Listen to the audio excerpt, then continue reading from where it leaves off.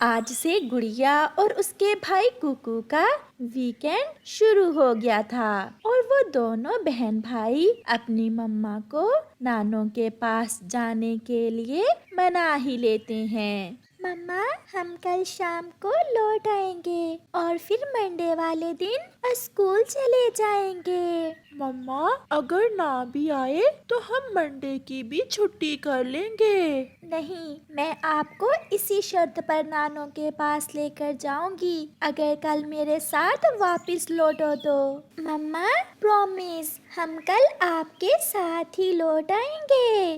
फिर मम्मा चिड़िया अपने दोनों बच्चों को साथ लेकर नानों वाले जंगल की तरफ उड़ती है। कुछ सामान भी जिसमें बच्चों के कपड़े थे मम्मा चिड़िया ने अपने साथ ले लिया था। बच्चे अपनी मम्मा से आगे आगे उड़ रहे थे। वो अपनी मम्मा को बता रहे थे कि उन्हें नानों वाले जंगल के रास्ते का पता है। फिर एक जगह वो सब रुक जाते हैं। बच्चों, अब आप नदी से पानी भी पी लें और भोजन भी खा लें। ऐसा कहते हुए मम्मा चिड़िया कुछ दाने अपने बच्चों के सामने रख देती है। दोनों बच्चे दाने खा लेते हैं और फिर नदी से पानी भी पी लेते हैं। मम्मा, अब चलें? थके तो नहीं हो बच्चों? वो दोनों एक साथ कहते हैं। नहीं मम्मा, हम तो जरा भी नहीं थके। वो फिर से उड़ते हैं और फिर शाम से पहले ही वो सब दूसरे जंगल में नानों के घर पहुंच जाते हैं। कुकू आगे आगे जाकर अपनी नानों के घर के दरवाजे पर दस्तक देता है। नानो दरवाजा खोलती है। नानो, मैं आ गया। ऐसा कहते हुए कुकू अपनी नानों के गले लग जाता है। कुकू की मम्मा और गुड़िया भी पहुंच जाते हैं। माँ, आप ठीक है ना? हाँ बेटी, मैं तो ठीक हूँ। आप सब कैसे हैं? हम भी ठीक हैं। बच्चों ने तो मेरी नाक में दम कर रखा था। नानों के पास लेकर जाओ, नानों के पास लेकर जाओ। नानो, आपकी बहुत याद आ रही थी। मैं भी अपने बच्चों को बहुत याद कर रही थी। फिर वो सब घर के अंदर चले जाते हैं। नानो अपने बच्चों को ताजे फल देती है। गुड़िया को मीठा फल बहुत पसंद था। वो बहुत शौक से फल खाते हैं। माँ, मिठू की माँ अब कैसी है? जब मैं पिछली बार आई थी तो वो बीमार थी। वो अब ठीक है। कल ही वो तुम्हारा पूछ रही थी। अब तो शाम हो गई है, कल उससे मिल आना। मम्मा, मम्मा, मैं अपनी सहेली रानी तितली से मिल आऊं? नहीं बेटी गुड़िया, अब शाम हो गई है, कुछ ही देर में अंधेरा हो जाएगा।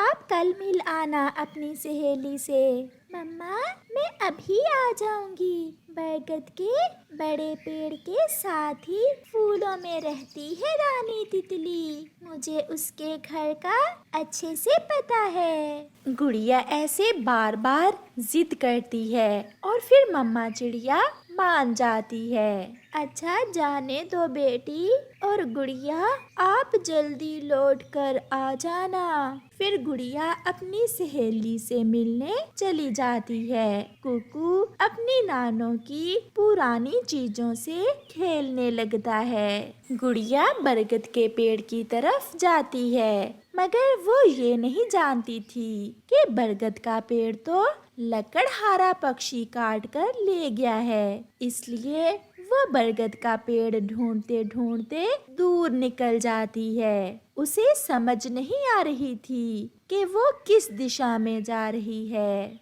इतनी दूर तो नहीं था मेरी सहेली का घर, शायद मैं भूल गई हूँ। ऐसा सोचकर गुड़िया दूसरी दिशा में उड़ती है। शाम होने के बाद अब अंधेरा बढ़ रहा था। मम्मा चिड़िया, गुड़िया की नानो और कुकू घर में बहुत परेशान हो रहे थे। माँ, गुड़िया अभी तक नहीं आई। अब तो अंधेरा बढ़ रहा है, मेरा दिल डर रहा है। बेटी, कहीं गुड़िया रास्ता ना भूल गई हो। हमें उसे जाने ही नहीं देना चाहिए था।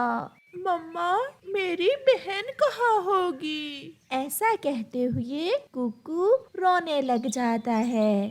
फिर मम्मा चिड़िया और गुड़िया की नानो गुड़िया को ढूंढने घर से निकलती हैं। अंधेरे में गुड़िया एक पेड़ की डाल पर बैठी रो रही थी। मम्मा, मम्मा, मैं यहाँ हूँ। मुझे कुछ पता नहीं चल रहा। मैं कहाँ जाऊँ? मैं भूल गई हूँ। छमछम अंकल, जो पहाड़ों से वापस आ रहे थे, गुड़िया की रोने की आवाज सुनकर वहाँ आ जाते हैं। बेटी, आप कौन हो और यहाँ इस समय कैसे बैठी हुई हो? मैं अपनी मम्मा के साथ नानो के पास आई थी। अपनी नानो के घर का रास्ता भूल गई हूँ। आपकी नानो का क्या नाम है बेटी? नानो, मेरी नानो का नाम नानो ही है। बेटी, आपको तो अपनी नानो के नाम का भी नहीं पता। अच्छा, आपकी मम्मा का क्या नाम है? मेरी मम्मा का नाम रानो है। हम पहाड़ों वाले जंगल में रहती हैं। गुड़िया की मम्मा को तो छमछम अंकल अच्छे से जानते थे। पता चल गया बेटी, मुझे पता चल गया। आप मेरे पीछे पीछे उड़े। फिर छमछम अंकल गुड़िया को वहाँ से लेकर उड़ता है। थोड़ी ही देर बाद गुड़िया को रास्ते देखे देखे महसूस होते हैं। वो जान जाती है कि वो अब अपनी नानो के घर के पास ही है। सामने से गुड़िया की नानो और उसकी मम्मा आ रही थी। अपनी मम्मा को देखकर गुड़िया शोर मचाती है। मम्मा, मम्मा, मैं यहाँ हूँ। फिर वो सब एक पेड़ पर बैठ जाते हैं। मम्मा, मैं भूल गई थी। मुझे वो बरगद का पेड़ मिला ही नहीं और मैं दूसरी दिशा में चली गई। मैंने इसकी रोने की आवाज सुनी तो इसके पास गया। मम्मा, ये अंकल मुझे लेकर आए हैं। मैं तो बहुत डरी हुई थी। छमछम अंकल, चलें, अब घर चलते हैं। माँ के हाथ की बनी हुई चाय पीकर जाना। फिर वो सब खुशी खुशी घर चले जाते हैं। चिड़िया की हंडिया पककर तैयार थी। चलो गुड़िया बेटी, नदी से पानी ले आए और फिर आकर दोनों माँ बेटी रोटी खाएंगे। मम्मा, जल्दी चले, मुझे बहुत भूख लगी हुई है। चिड़िया और उसकी बेटी नदी से पानी लेने चली जाती हैं। उसी जंगल में चिड़िया के पड़ोस में ही एक कौवा और कौवी रहते थे, जो बहुत शरारती थे। वो हर समय कोई ना कोई शरारत करते रहते। कालू, चलो कोई शरारत करते हैं। मैं ऐसे बैठी बैठी बोर हो रही हूँ। मैं भी यही सोच रहा था। चलो गोरी, पहले चिड़िया की तरफ जाते हैं। ऐसे वो दोनों चिड़िया के घर की तरफ जाते हैं। चिड़िया तो घर में ना थी। कालू, चिड़िया तो घर में नहीं है। चलो चिड़िया का खाना खा जाते हैं। फिर वो दोनों चिड़िया की रोटी और भाजी खा लेते हैं और वहाँ से भाग जाते हैं। जब चिड़िया नदी से लौटकर आती है तो अपनी हंडिया खाली देखकर रोने लग जाती है। चोर कहीं का, कोई चोर मेरा खाना चुरा कर ले गया है। मम्मा, मुझे बहुत भूख लगी है। अब मैं क्या खाऊं? मैं दोबारा खाना बना देती हूँ अपनी गुड़िया को। फिर 1-2 दिन बाद कौवा और कौवी उड़ते हुए जा रहे थे कि एक पेड़ पर मिट्ठू तोता बैठा हुआ था। दोनों शरारती कौवे वहाँ जाते हैं। चाचा मिट्ठू, कहाँ जा रहे हो? मैं दूसरे जंगल जा रहा हूँ। थक गया हूँ, थोड़ा आराम करने के लिए बैठा हूँ यहाँ। हम अपने लिए 2 फल लेकर आए थे। सोचा जाते जाते चाचा मिट्ठू को भी एक फल खिला देते हैं।